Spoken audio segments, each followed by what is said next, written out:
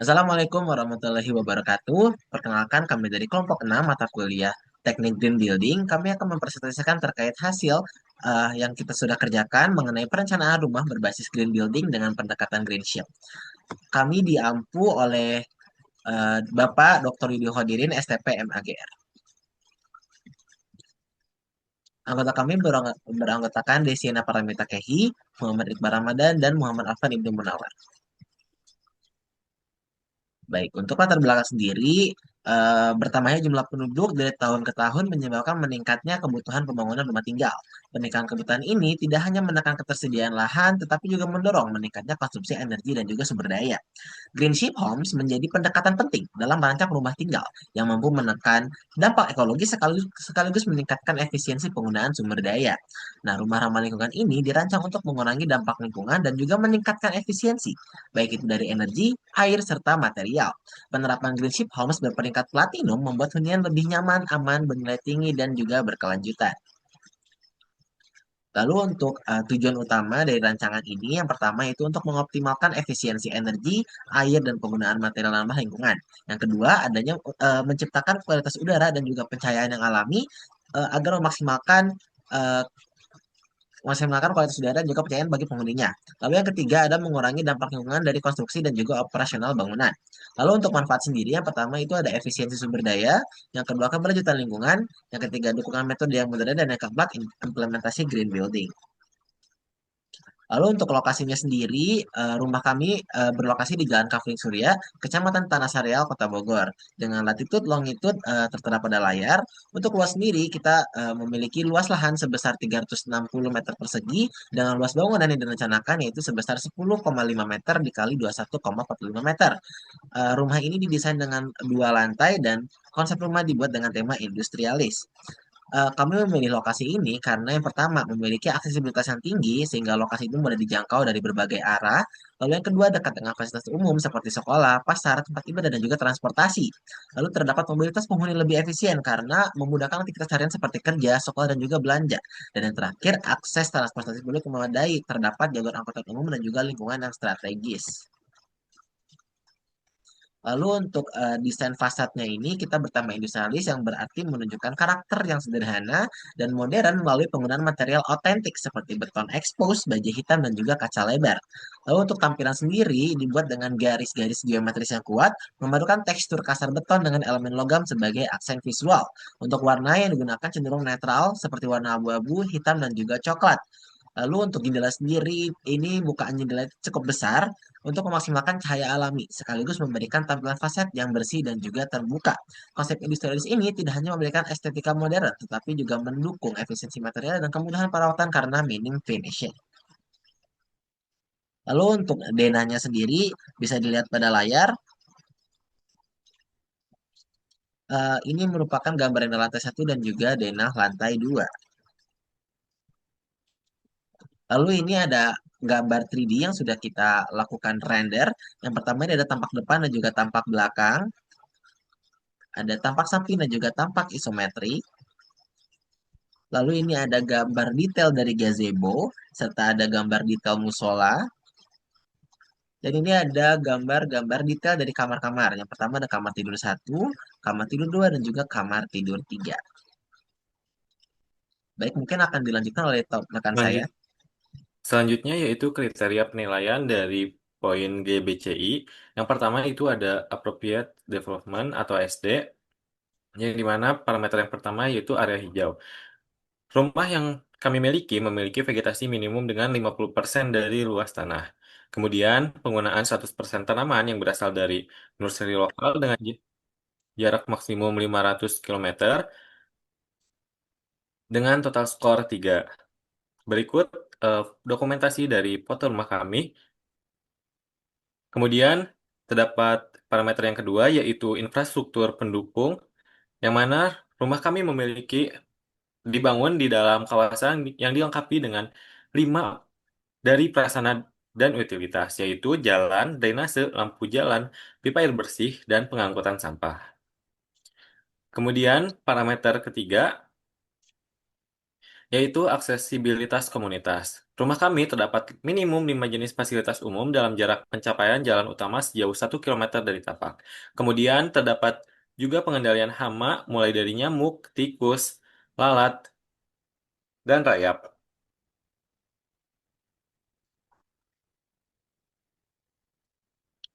Selanjutnya, parameter yang kelima yaitu transportasi umum, yang mana rumah kami terdapat akses menuju rute angkutan umum dalam jangkauan 500 meter.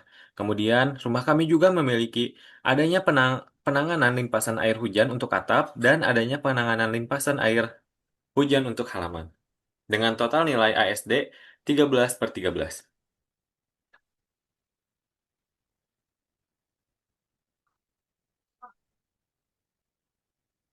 Selanjutnya yaitu parameter yang kedua, yang mana Energy Efficiency and Conservation atau EEC. Yang pertama yaitu submaterial atau EEC 1, dengan rumah kami memiliki metering untuk salah satu komponen yaitu lampu atau AC atau kotak kontak. Dan kami juga selalu melakukan perhitungan konsumsi listrik pada rumah. Kemudian, pencahayaan buatan kami menggunakan lampu dengan penggunaan listrik sebesar 30% lebih hemat daripada besar penggunaan listrik atau daya pencahayaan yang tercantum dalam SNI 036197/2011. Rumah kami juga menggunakan lampu LED dan elektronik balas untuk pencahayaan di dalam rumah, kemudian zonasi pencahayaan untuk ruang keluarga dan ruang makan di rumah, dan menggunakan fitur otomatisasi seperti sensor gerak, timer, atau sensor cahaya minimal pada satu area atau ruangan rumah, yaitu kami menggunakan sensor tersebut di toilet.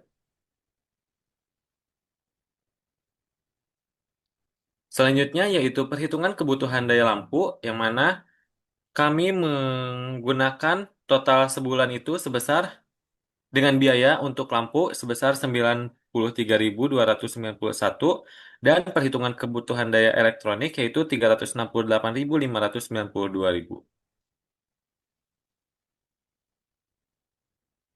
Kemudian kriteria penilaian EEC selanjutnya yaitu pengondisian udara, yang mana rumah kami mampu memberikan kondisi termal yang nyaman bagi penghuni tanpa menggunakan AC dan telah memenuhi minimal 3 poin dari IHC 1.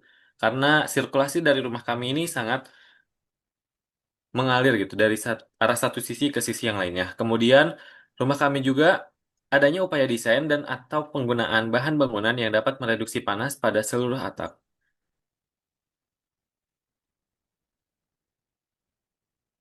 Selanjutnya, rumah kami juga terdapat piranti rumah tangga hemat energi, yang mana rumah kami menggunakan peralatan elektrik pada rumah yang berlabel hemat energi dengan minimum sebanyak 50% dari total daya peralatan elektrik. Kemudian kami juga terdapat sumber energi terbarukan, yaitu adanya fitur pembangkit listrik alternatif untuk energi listrik, yaitu adanya pembangkit listrik tenaga surya di atapnya dengan total nilai EEC 15/15.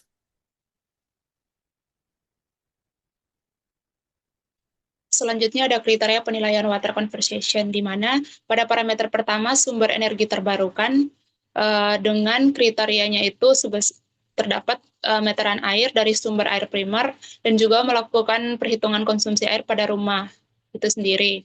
Nah, untuk total score-nya pada parameter pertama itu ada 2, dan selanjutnya pada parameter kedua alat keluaran hemat air, di sini kita memiliki nilai total skor penghemat air itu sebesar 4-5 dengan skornya 2. Selanjutnya ada penggunaan air hujan. Di sini kita juga ada menyediakan pemanen air hujan yang terdapat pada seperti gambar berikut dengan fasilitas penampung air hujan berkapasitas minimum 200 liter dan juga menggunakan kembali fishing toilet serta menyediakan fasilitas penampung air hujan berkapasitas minimum juga dengan total skornya itu 1, dan juga parameter keempat itu irigasi hemat air. Nah, di sini kita tidak menggunakan sumber air primer untuk menyiram tanaman, tetapi kita memiliki strategi penghemat air untuk menyiram tanaman dengan skornya 2. Selanjutnya ada parameter kelima, pengelolaan air limbah. Nah, untuk mendorong adanya pengolahan air limbah ini, di sini kita menyediakan memasang grass trap yang bertujuan untuk menyaring lemak dan juga minyak agar tidak mencemari lingkungan dengan skornya 1. Dan yang kedua itu menggunakan septic tank yang bertujuan untuk mengelola limbah yang dialirkan ke permukaan tanah dengan skornya 1. Jadi total skor untuk kriteria penilaian water conservation itu 13 dari 9. Selanjutnya ada kriteria penilaian material resource and cycle. Untuk parameter pertama itu refrigen bukan perusak ozon, di mana di sini tuh kita tidak menggunakan refrigen, tetapi di sistem ini kita menggunakan AC yang memiliki tolak ukur yang dapat nilainya dengan skor 1, dan juga yang kedua itu material dari sumber yang ramah lingkungan. Di sini kita menggunakan furniture dari sumber terbarukan dengan skornya 1. Selanjutnya ada parameter kayu bersertifikat. Di sini untuk mendukung penggunaan kayu, jadi di sini itu kita menggunakan kayu yang berasal dari pemerintah tentang asal kayunya itu sendiri, dan juga penggunaan kayu ini dengan sertifikat lembaga independen nasional dan juga berasal dari Indonesia dengan skornya 1, dan material lokalnya itu kita menggunakan untuk mengurangi jejak karbon dari penggunaan transportasi dan meningkatkan ekonomi setempat. Jadi di sini itu kita menggunakan seluruh material lokal dan juga menggunakan materi yang berasal dari wilayahnya sendiri. Dengan total skornya 1, jadi total skor keseluruhan dari penilaian material resource ini memiliki nilainya sebesar 11 banding 9, 11 dari 9. Selanjutnya, ada kriteria penilaian indoor health and comfort. Untuk parameter pertamanya itu sirkulasi udara bersih. Dan jadi di sini ini kita memiliki luas ventilasi itu minimum sebesar 5-10% dari luas lantai. Dan juga ada 50% dari jumlah luas ruangan yang didesain dengan ventilasi silang, dan juga memiliki sirkulasi udara untuk seluruh kamar mandi, memiliki sirkulasi udara keluar dapur juga, dengan skornya 3. Selanjutnya, ada pencahayaan ilmiah, yang mana bertujuan untuk meningkatkan kualitas hidup dalam rumah dengan cahaya alami menerang minimal 50% dari luas ruangan sesuai standar, dengan skornya 2. Kenyamanan. Selanjutnya ada kenyamanan visual.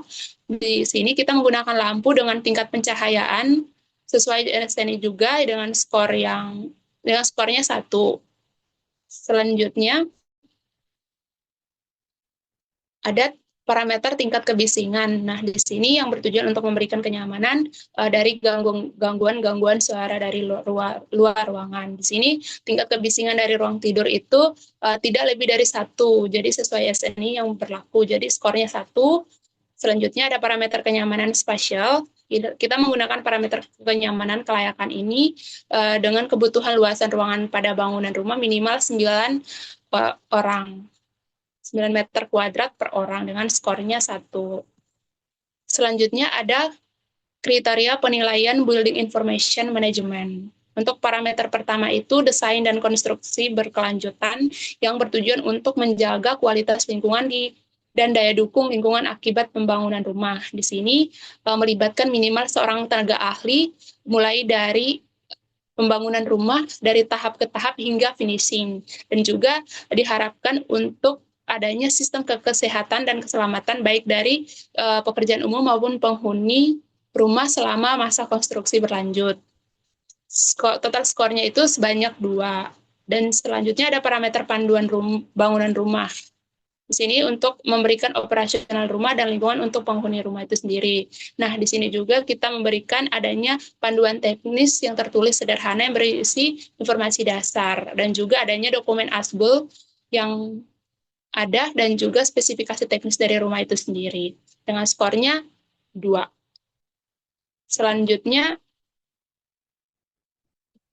ada parameter akibat ramah lingkungan. Di sini kita menilai mengikuti aktivitas di sekitar kawasan rumah sebagai upaya untuk meningkatkan kepedulian lingkungan serta menjaga keberlanjutan kawasan di sekitar rumah. Jadi skornya 1. Dan parameter yang terakhir itu pengelolaan sampah. Di sini kita menyediakan juga tempat-tempat sampah yang bertujuan untuk mengelola sampah, baik itu sampah organik maupun anorganik yang dilakukan secara mandiri maupun secara bersamaan dengan pihak-pihak lainnya. Dengan total skornya 1. Selanjutnya, ada aktivitas ramah lingkungan yang dimana bertujuan untuk meningkatkan keamanan dan kenyamanan penghuni rumah. Di sini kita memiliki upaya untuk menjamin keamanan dan penanggulangan bencana juga, jadi skornya 1. Selanjutnya ada parameter desain rumah tumbuh yang untuk bertujuan memfasilitasi peningkatan kualitas hidup. Jadi di sini itu adanya sebuah rencana yang untuk mengakomodasi optimalisasi rumah itu sendiri. Jadi total skornya 2. Selanjutnya di sini ada juga data perhitungan RAB dengan jumlah total harga itu sebesar 1 miliar, dan juga di sini ada perhitungan untuk kurva S-nya. Selanjutnya dilanjutkan oleh teman saya.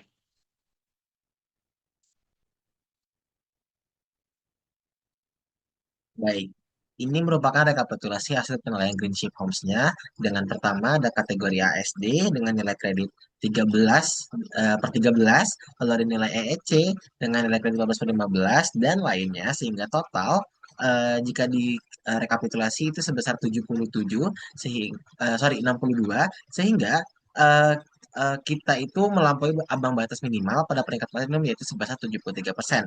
Nah, hasil yang diperoleh ini sangat memuaskan dengan keunggulan pada kriteria ASD dan juga EEC. Baik, Green Building adalah cara kita berbisik lembut kepada bumi bahwa kita masih peduli. Setiap benihnya hemat energi dan setiap peluangnya ramah lingkungan adalah langkah kecil yang meninggalkan jejak besar bagi masa depan. Membangun hijau berarti membangun harapan untuk kita dan untuk dunia yang ingin terus bernapas.